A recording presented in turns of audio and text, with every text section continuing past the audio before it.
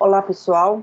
Depois das últimas aulas, onde a gente abordou o decifrar, a elucidação do código genético e suas principais propriedades, suas características, os conceitos à base deste código, extremamente importante, nós vamos, então, agora passar para a dinâmica do processo de síntese proteica propriamente dito, onde a gente vai avaliar as etapas envolvidas na síntese de uma proteína, utilizando o RNA mensageiro como informação e os conceitos do código genético em operação. Então, nessa primeira parte, nós vamos revisar alguns conceitos, nós vamos abordar um pouquinho as propriedades dos integrantes essenciais do processo, principalmente aqui falando dos ribossomos. Nós vamos falar do papel dos principais RNAs envolvidos no processo. Nós vamos ver que os ribossomos se associam ao RNA mensageiro na forma de uma longa fila indiana, que a gente vai denominar de polissomo ou polirribossomo. O RNA mensageiro adquire uma estrutura circular no momento de sua síntese, é uma conformação onde existe uma comunicação entre a extremidade 5' e a extremidade 3' do RNA mensageiro. E nós vamos mostrar os diversos locais onde pode ocorrer síntese proteica. Então, a maquinaria geral da tradução, a gente falamos já bastante. Essas primeiras fases, esses primeiros componentes aqui, ó, abordamos durante as aulas anteriores. Nesse contexto aqui, nós vamos focar um pouquinho nos ribossomos, tá? Lembrando, então, que uma vez que nós estamos falando de síntese proteica, no mensageiro, a região dessa molécula que vai estar diretamente ligada com a codificação de uma proteína é aquela região codificadora, ou ORF, uma fase de leitura aberta, que começa numa determinada região do RNA mensageiro, num códon de iniciação, e termina num códon de parada. No caso do mensageiro procarioto, é muito comum a estrutura policistrônica, como está mostrado aqui, em 3 cores diferentes. Então, nós vamos ter que, quando esse mensageiro é produzido, o ribossomo vai entrar aqui no códon de iniciação de tradução, ele vai se desmontar aqui no códon de parada, e enquanto um ribossomo está traduzindo a primeira ORF do mensageiro policistrônico, eu posso ter outros ribossomos entrando na ORF2 e na ORF3 e levando a síntese proteica até o final dessas diferentes ORFs. De modo que, nesse caso, nesse exemplo, tem 3 proteínas sendo geradas quase que simultaneamente, uma vez que esta molécula de RNA mensageiro está engajada nos ribossomos em fase de síntese proteica. No caso eucariótico, é uma ORF só, e aqui, de novo, o RNA mensageiro, agora eu não vou mais falar que ele entra aqui no códon AUG. O ribossomo, ele vai entrar em algum local na região 5' OTR, próxima ao CAP do RNA mensageiro, e ele vai fazer um scanning, uma varredura, até encontrar o códon AUG de início e vai sair aqui no códon de parada, tá? Lembrando que este mensageiro vai adquirir uma estrutura circular. Nós vamos mostrar isso mais à frente. Então, aqui está desenhado um RNA mensageiro eucariótico. Esta região codificadora, ela vai ser lida na forma de códons, cada códon constituído por 3 bases. O primeiro é o códon de início, o último é o códon terminador de parada, e assim vai. O TR é a região não traduzida, 5' voltado para a extremidade 5', onde tem a estrutura CAP, e 3' voltado para a região 3', para a extremidade 3', onde a gente encontra a cauda poliar.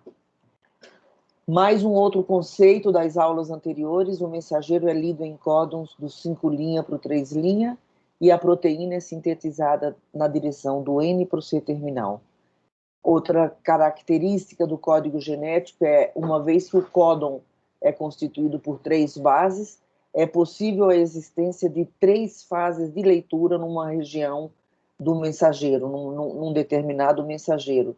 Mas o que a gente vê é que cada fase de leitura, geralmente, vai proporcionar uma proteína completamente diferente da outra, de modo que, na célula, existe uma etapa importante, que é a definição de qual vai ser o códon de iniciação, e, desta forma, definindo qual vai ser a fase de leitura a ser usada.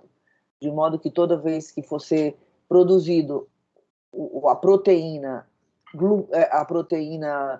glicoquinase, por exemplo, sempre que o mensageiro de glicoquinase for ser traduzido, vai gerar a enzima glicoquinase da via glicolítica. Os componentes da maquinaria, conforme já falado várias vezes, hoje nós vamos nos ater nas moléculas de energia que vão ser usadas em todas as etapas do processo. Nós vamos falar sobre o ribossomo inicialmente, e ao longo das etapas nós vamos falar sobre os fatores de iniciação, elongação e terminação envolvidos na dinâmica do processo. Os ribossomos, então, esse primeiro slide, eu gosto muito desse slide, porque simplesmente ele mostra para a gente a ideia das dimensões de alguns componentes envolvidos nesse processo. O ribossomo, veja que ele tem de altura cerca de 200 angstrom, 220 de largura, e o que é bastante legal é que eu mostro uma porção do RNA mensageiro constituída por 35 bases. O que isso mostra para a gente? E aqui a gente mostra o tamanho, as dimensões de um tRNA. Isso é interessante, porque esta é a máquina de fazer a proteína. Então, quando o ribossomo está sentado no RNA mensageiro, ele abraça uma região, um tamanho, uma dimensão de 35 bases. Isso vai ser bem interessante para a gente entender, por exemplo, o processo pelo qual o ribossomo, a subunidade menor, vai reconhecer uma região específica do RNA ribosomal, do RNA mensageiro, perdão, e isso vai estar conectado com o RNA ribosomal da subunidade menor, que está nessa subunidade aqui, que é a subunidade 30S do ribossomo procariótico. Então, pensando nessas dimensões, eu vejo que a hora que o ribossomo, a subunidade menor, reconhece uma região específica do RNA mensageiro, eu vou entender por que outras regiões desse mensageiro vão coincidir com algumas partes importantes do ribossomo. Então, atentem-se a essas dimensões. Preciso decorar isso? Jamais. Então, e essas nomenclaturas, 30S, 50S, e o ribossomo sozinho, completo, 70S, para o ribossomo procariótico. 30S é a subunidade menor, nós vamos ver o que tem aqui dentro. 50S é a subunidade maior, e quando essas duas subunidades estão interagindo, elas formam o ribossomo completo, que tem 70S. S nada mais é do que um coeficiente de sedimentação. E eu estou mostrando justamente a representação de eu ter o material onde tem ribossomos celulares submetidos a uma ultracentrifugação, onde isto daqui, dissociado, vai cada um ocupar uma região do gradiente, geralmente de sacarose. E isto depende das propriedades dessas partículas. Se eu olhar o ribossomo eucariótico, ele é um pouco maior, a subunidade menor tem 40S, a maior 60 e o ribossomo completo 80.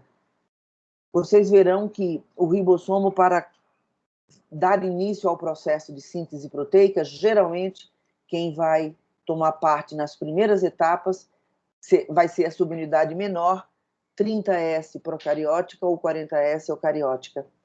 Mas, para realizar a primeira formação de ligação peptídica, gerando o primeiro dipeptídeo, é o ribossomo completo, 70S, 80S. Então, a iniciação da tradução se faz com o ribossomo dissociado, e quem dá início é a subunidade menor, mas todo o processo é realizado pelo ribossomo completo. E esse S vem do nome de um químico, físico-químico sueco, Svedberg, que em 1920 ele desenvolveu um procedimento de ultracentrifugação em um gradiente de densidade, e com isso ele começou a dar características físico-químicas a determinados componentes biológicos. No caso em particular, nós estamos falando de RNA, e principalmente aqui do ribossomo ou de suas subunidades. O que importa para a gente é a noção de que um S significa que uma partícula submetida a uma centrifugação com a velocidade de 1G, unidade de gravitacional, né? Ela vai se mover através de um gradiente de densidade nesta velocidade, 10 a menos 13 metros por segundo. E com isso, ele determinou os coeficientes de sedimentação dos ribossomos eucarióticos e procarióticos, conforme a gente já viu nas slides anteriores. Ele ganhou um prêmio Nobel em 1926. O que tem nas subunidades ribosomais que constituem uma entidade molecular propriamente dita? A subunidade ribosomal 50S e a subunidade ribosomal 30S. Subunidade menor, subunidade maior e ribossomo completo. Então, o que tem na subunidade menor?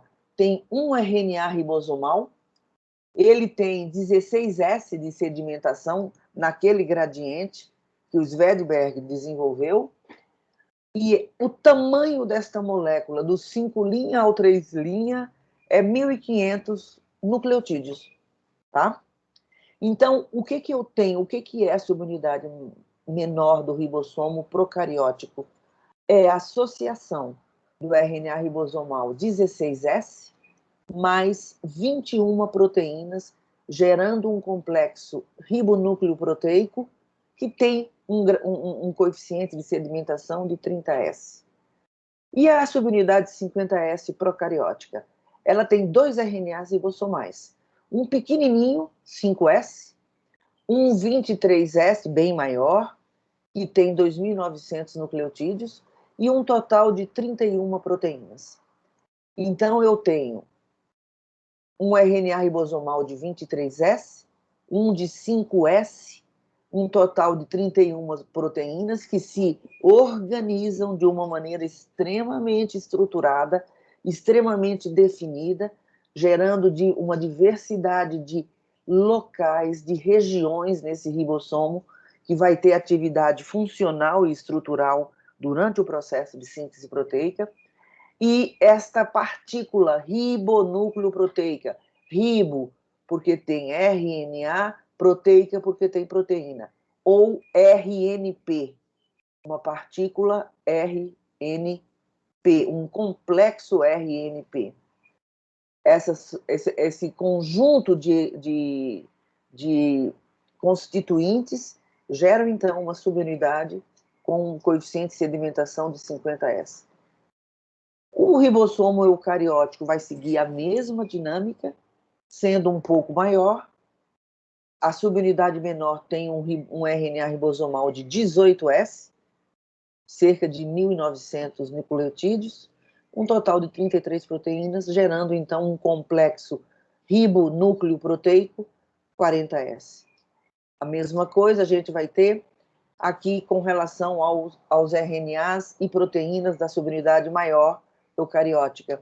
Aqui nós temos dois pequenos RNAs ribossomais, um 5.8S e 28S, eles fazem pareamento de bases, ou seja, eles estão presentes na forma de um dímero lá de uma estrutura, né, lá no ribossomo, mais o 5S, um total de 50 proteínas, formando esse complexo ribonúcleo-proteico de 60S.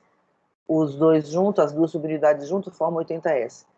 Esses RNAs ribossomais são extremamente conservados ao longo da evolução e são bastante utilizados nos estudos de filogenia molecular.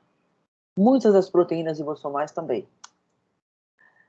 Então, dentro das subunidades ribossomais, os RNAs ribossomais são importantes componentes, eles geram uma diversidade de estruturas, eles apresentam uma diversidade de estrutura tridimensional, eles formam com essas estruturas diversos domínios, e é nesta estrutura super complexa que as proteínas ribossomais vão interagir e gerar essas regiões de grande importância estrutural e funcional do ribossomo. Para vocês terem uma ideia, o ribossomo, o RNA ribosomal da subunidade maior, tanto eucariótica quanto procariótica, é quem catalisa a formação da ligação peptídica, ou seja, eu não tenho uma enzima lá no ribossomo que faz a ligação peptídica. Na verdade, é uma atividade catalítica intrínseca do RNA da subunidade maior do ribossomo. De novo, os papéis de vários RNAs na síntese de proteínas. Então, aqui eu estou mostrando um ribossomo já em fase de elongação, onde o códon 1, 2, 3, 4, 5 já foi lido e já foi adicionado os 5 aminoácidos. E aqui mostra o último aminoácido-tRNA que chegou, com o seu aminoácido 6, e a sua transferência para a cadeia em crescimento. O tRNA que está saindo. Então, eu tenho, dentro da síntese proteica, um conjunto de RNAs que tem uma atividade extremamente importante e que dirige o processo como um todo. Primeiramente, a informação no mensageiro, a participação da molécula adaptadora, que é o tRNA, conforme já vimos bastante enfaticamente nas últimas aulas, e o ribossomo propriamente dito, onde a gente vai ter o papel preciso de RNAs ribossomais e proteínas ribossomais. Uma outra etapa já bem conhecida de vocês é o pareamento de bases anticódon do tRNA com os códons do mensageiro, e isso vai aportar um aminoácido que corresponde a um tRNA, a um códon específico. E, por último, mais uma vez, o RNA ribossomal da subunidade maior, que catalisa a formação da ligação peptídica. Outro aspecto que eu já comentei, mas aqui a gente vai mostrar, é que esses domínios que os RNAs ribossomais geram vão ser ocupados por proteínas que vão gerar regiões dentro dessa máquina, desse complexo supramolecular que é o ribossomo. Então, eu vou ter uma região que é por onde o RNA mensageiro se localiza e por onde ele vai ser lido. Nós vamos ter uma região onde se encontram os tRNAs já descarregado no sítio chamado E de exit, de saída. O tRNA que está com a cadeia polipeptídica em fase de síntese, que se localiza no sítio P de peptidil, o tRNA que se localiza, que traz o último aminoácido que chegou, ele vai se localizar no sítio do aminoácido A, e este último aminoácido que foi chegado aqui, ele vai então ser transferido para essa cadeia polipeptídica no tRNA que está no sítio P. Então, existe uma região para o RNA mensageiro, uma região, um sítio onde se localizam os diversos tRNAs, e um túnel por onde a cadeia polipeptídica vai sair, tá? Então, o ribossomo é uma estrutura muito grande, mas é uma estrutura que tem uma região bastante elaborada e uma série de regiões específicas para determinadas funções que ele desempenha. Então, o sítio E, P e A, conforme está descrito aqui na legenda, tá bom? Eu chamo a atenção desde já que na fase de iniciação da tradução, o único aminoácido que chega no sítio P, ligado ao seu tRNA, é o iniciador. Então, eu vou ter aqui um aminoácido que vai ser geralmente a metionina, ligado no tRNA iniciador. O único que entra no sítio P é o iniciador. Todos os outros vão chegar no sítio A, que é o sítio do aminoácido, tá bom? Aminoácido tRNA. O que é importante é que tem um sítio E, quando esse tRNA que está aqui, com a cadeia polipeptídica nascente, vai transferir sua cadeia para esse daqui, esse ribossomo faz um movimento e ele vai ocupar agora o sítio E, já sem o seu aminoácido. Tá bom? Na célula é bastante comum observarmos uma fila indiana de ribossomos traduzindo a mesma mensagem. Então, eu tenho uma molécula de mensageiro, entra um ribossomo, começa a traduzir, logo em seguida vem um outro ribossomo atrás, e um terceiro, e um quarto, e assim vai, de modo que eu tenho a síntese de proteína bastante amplificada, né? Uma única molécula de mensageiro pode dar origem a moléculas de proteína. É isso que quer dizer. Polissomo também é denominado de polirribossomo. E uma maneira de visualizar isso aqui, com cadeias polipeptídicas cada vez maior. Então, esta cadeia polipeptídica foi liberada por esse ribossomo aqui, que já saiu. É muito comum eles dissociar na saída. Este é o segundo ribossomo que entrou com a cadeia polipeptídica quase no final. Esse é o terceiro, o quarto e o último, vamos dizer, desse esquema. E todos eles entram num sítio de início e saem no sítio de saída. Lembrem que o sítio de início aqui, que eu estou me referindo, a tradução começa num ponto específico, tá bom?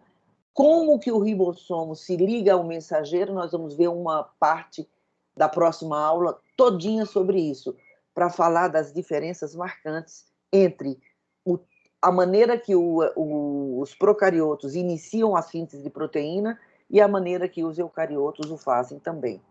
Já o RNA mensageiro eucariótico, que também pode ser traduzido na forma de um polirribossomo, ele geralmente adquire uma estrutura circular. Eu vou mostrar um pouquinho isso mais na próxima aula, tá bom? Locais de síntese proteica são vários. Olha essa célula aqui, eu estou representando aqui uma célula que tem mitocôndria, cloroplasto, e o núcleo e o retículo endoplasmático. Todos esses locais, além do citoplasma livre, são locais de síntese proteica, tá bom? Então, a mitocôndria faz proteína, o cloroplasto faz proteína, tem ribossomo lá, os ribossomos dentro dessas organelas são mais similares aos ribossomos de origem bacteriana, tanto que eles podem responder a antibióticos usados para bactéria, para inibir a síntese proteica bacteriana. E aqui eu chamo particularmente a atenção para um local proteica, que é o retículo endoplasmático, que é o retículo endoplasmático rugoso, rugoso por conta de ribossomos. Então, o RNA mensageiro que vem para o citoplasma, ele pode ser engajado na síntese proteica citoplasmática, onde ele é livre, ou associado com a membrana do retículo endoplasmático. Geralmente, essas proteínas feitas sobre ribossomos livres, elas são proteínas que vão para diversos locais da célula inclusive voltam para o núcleo para realizar suas atividades nucleares. Essas proteínas feitas em nível de retículo, geralmente elas são proteínas de membrana, proteínas que vão ser secretadas para outras organelas através de vesículas. Tá? Então, é um local muito importante de síntese proteica. As etapas do processo: iniciação, elongação e terminação. Essa daqui é a etapa mais importante do ponto de vista de regulação. E é nessa etapa que a gente vê o estabelecimento da fase de leitura, que é essencial para toda vez que a célula precisar de glicoquinase, de insulina, de glucagon, etc., elas podem produzir essas proteínas mediante a expressão do gene específico e síntese do mensageiro característico, tá bom? Então, o que é fase de leitura e como essa é estabelecida, nós vamos ver que é na iniciação da tradução, que a gente vai falar na próxima aula.